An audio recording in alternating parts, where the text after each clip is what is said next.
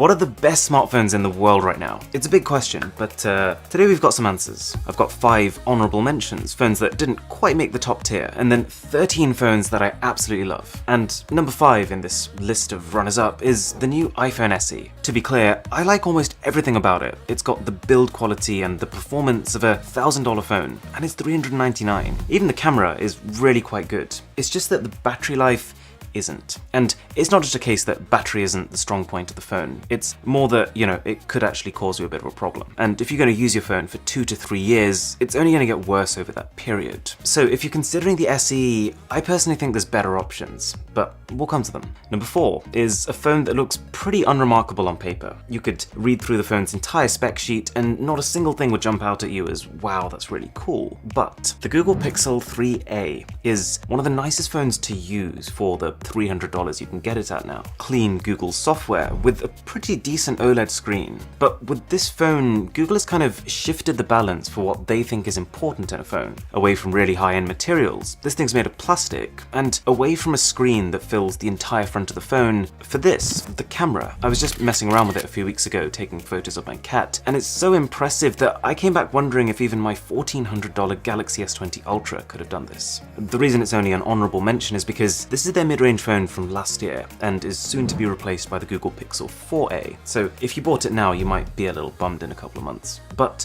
that brings me to the Pixel 4, which is the company's top-end flagship from last year. And it might be a bit of a surprise I'm even mentioning this at all, because when it launched for $800, it was underwhelming, and the whole thing was undercut by poor battery life. If a phone can't get through a full day of usage, then as far as I'm concerned, it could have the coolest features on the planet, it could tie your shoelaces for you, but I can't recommend it. However, in a bit of a surprise turn of events, after a few updates, Pixel 4 battery life improved in my testing. That doesn't happen very often, to be clear. And add to that in most regions you can now get the Pixel 4 for like $499, and I think it's actually quite a viable alternative to the iPhone SE. Number 2 is a bit of a sad story. We're talking a smartphone that has an incredible set of cameras, really good performance, and a market-leading display. This is the Oppo Find X2 Pro, and under different circumstances this could well have been a smartphone of the year. The catch is that it's been pretty much invalidated by the existence of the OnePlus 8 Pro. Barely a month after the Find X2 Pro, OnePlus dropped a phone with almost identical specs, similar design, and a software skin I think most people will prefer, and a much lower price tag. And that turns this Oppo phone into basically a luxury alternative to the OnePlus. This phone has a beautiful vegan leather finish. I want more companies to do this. It feels like a supercar. The cameras, they can zoom further, but from a practical standpoint, I just don't think it's worth the extra money. And then, the final runner-up is also from Oppo, is the Reno 3 Pro. I used this phone for like 2 whole months this year, which is far longer than I usually use mid-range phones. You could think of this as a nearly flagship camera stuck on a mid-range phone's body. I just would have liked to see a higher-end chipset inside of it. Okay, those are the good smartphones, and that leaves us with the best smartphones. And I've categorized them for the different kinds of buyer, with one overall champion at the end. So first of all, if you're anything like me, and you're almost a little bit sick of smartphones overtaking the size of your face, you just want a compact flagship, there are 3 good options. Just as a disclaimer, I say the word compact in a fairly loose sense of the word, because most good phones now are not small phones, but these 3 should be pretty manageable for all hands. So first of all, Galaxy S20, and this is pretty much the compact phone I've been asking for years. It's got the latest everything, fastest chipset, RAM, storage, the camera. This is quintessential Samsung, and the screen is in the top 5 displays on a phone right now. We're talking Quad HD Plus AMOLED 120Hz panel, and the battery's great if you get the Snapdragon version. And that's the one caveat. If you're in a region like the UK or India, where Samsung serves the Exynos version, battery life falls from great to pretty good.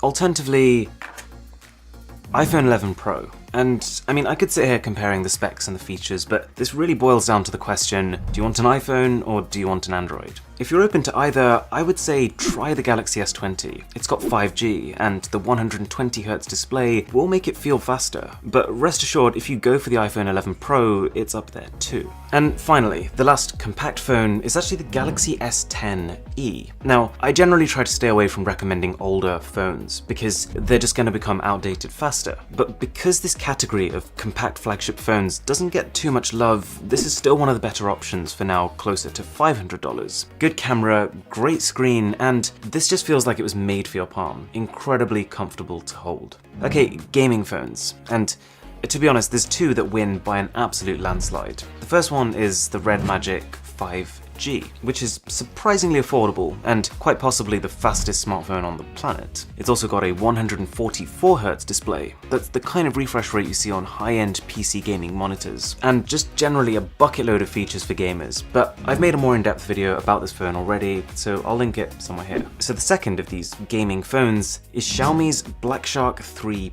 Pro. Somehow, even more outlandish. We're talking a 7.1-inch Quad HD Plus 90Hz AMOLED display, a phone with a 5000 mAh battery, a 65-watt charger, and dedicated trigger buttons that hide themselves when they're not in use. I remember when I first found out about the existence of this phone, and it took me a grand total of a minute to scrap the video I was currently working on and focus all my efforts on getting this and reviewing it. And I can confirm it's a pleasure to use as well, providing, it fits in your hand. But at this point, I should clarify that technically any of these flagship phones can play games just fine. Buying a gaming phone is for people who are happy to take a bit of a hit in the camera department, for starters, and B, people who play games either competitively or just for long periods of time. Otherwise, you might not even see the benefits at all. You'll just be that person who holds a TV to their ear to make a phone call. I've had a few people ask me, should I save a bit of money and buy an older gaming phone, like let's say the Asus ROG Phone 2? And the answer is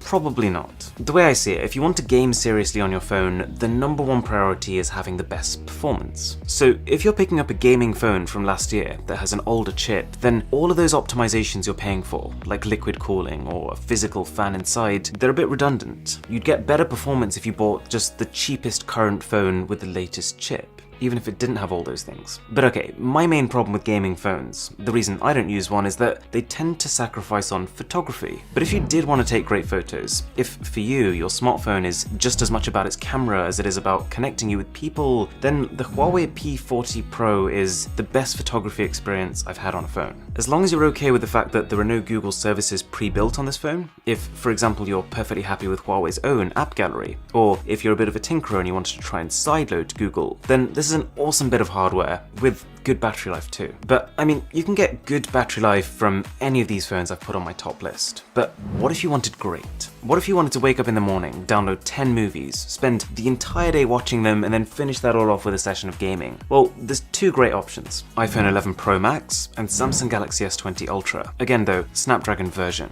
They're both seriously expensive and just big phones, but as far as phones with massive batteries are concerned, they're still two of the more balanced offerings. Let me be clear, you can get phones with bigger batteries than these two, but a good smartphone experience is all about balance. What you don't want is a mediocre smartphone with a power bank taped to its back. On the subject of iPhones though, and I thought long and hard about whether or not I should include this, but I decided it's important to have an affordable iPhone category. And this sounds like a pretty strange idea, but here's the thing. If there was one undisputable smartphone king at each price point, my job would be pretty easy. All I'd need to do is to just find out how much someone was willing to pay, and then be like, okay, this is the best phone you can get with that. But people have different preferences, things that for them are base requirements in a phone that they choose. And the one I see the most is, I need it to be an iPhone. I have a lot of people I know personally who don't ask which phone should I buy, they ask which iPhone should I buy, because they want Apple features like FaceTime and iMessage, etc. So if you're in that group and you don't have the budget to buy the absolute top-end iPhone 11 Pro, then you're probably picking between three options: the $399 iPhone SE, the $599 XR, and the $699 iPhone 11.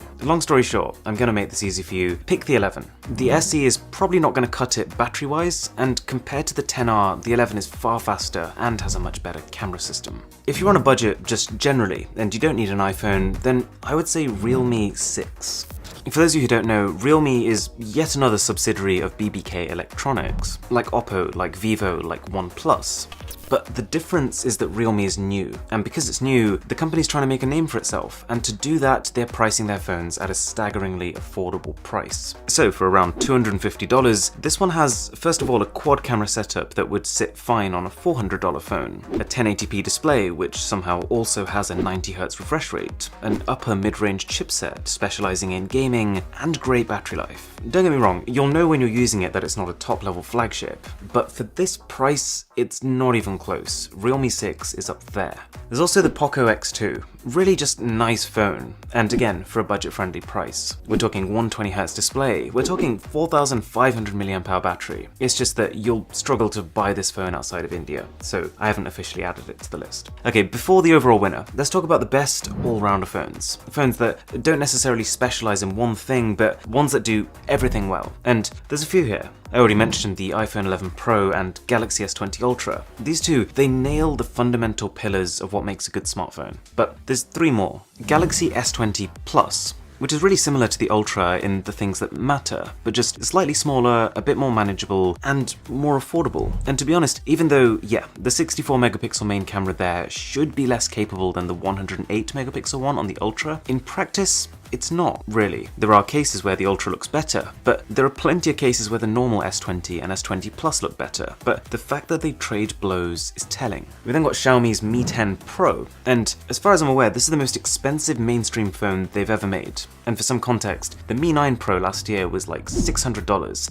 This is $1,000, but for that you get pretty much just insane specs across the board. So to give you an idea, you've got Snapdragon 865, 108 megapixel quad camera setup, you've got a 4500 mAh battery with an insane 65 watt charger included in the box, 5G, dual speakers, everything. Plus, it's all wrapped in something I really appreciate on phones, a soft touch matte finish. It does miss out on an official IP rating, which is kind of confusing considering the massive price hike over last generation, but I don't think that alone should stop you considering this phone. And then finally in this category is OnePlus 8 Pro. And apart from having a headphone jack, this is 100% an everything phone. Every feature that you think a 2020 flagship should have, this probably does. And it does so cheaper than its competitors. You could put it side by side with the S20 Ultra as an example, and some people might actually say they prefer the OnePlus, even though it's $400 less. But it's not the ultimate value king. And people have also asked me about the Galaxy Note 10 Plus from last year as a potential current best all-rounder. But personally, I would